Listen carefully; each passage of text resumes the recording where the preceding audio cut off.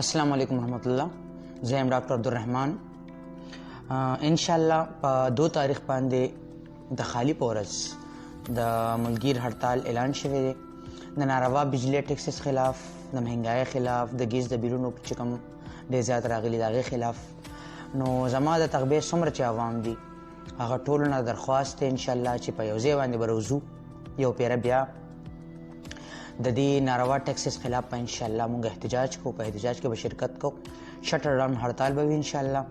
نو یو پیره بیا هغه خبره کوم چې پښتون له یو کېدل پکار دی. نو نن هغه ورځ ده انشاءالله چې مونږ فیصله وکړو چې مونږ یو کیږو. او دا څومره مسایل چې دي نن چې مونږ چې کوم دی د هغې شکار یو، د هغې یو مین وجه هم دا ده چې مونږ کې یووالی نشته، مونږ تقسیم شوي یو په سیاست باندې، په نورو ډېرو مسایلو باندې.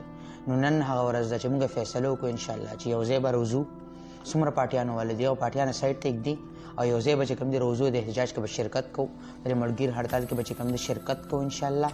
او حکومت ته به چې کوم دی خپل پیغام وړاندې کوو چې انشاءالله مونږ تاسو سره دا زیاتې نه منو، د بجلی دا څومره ټیکسس چې تاسو لګولي دي مونږ دا نه منو، او انشاءالله خپل اواز به هغوی ته رسوو. ډېره مننه، شکریه.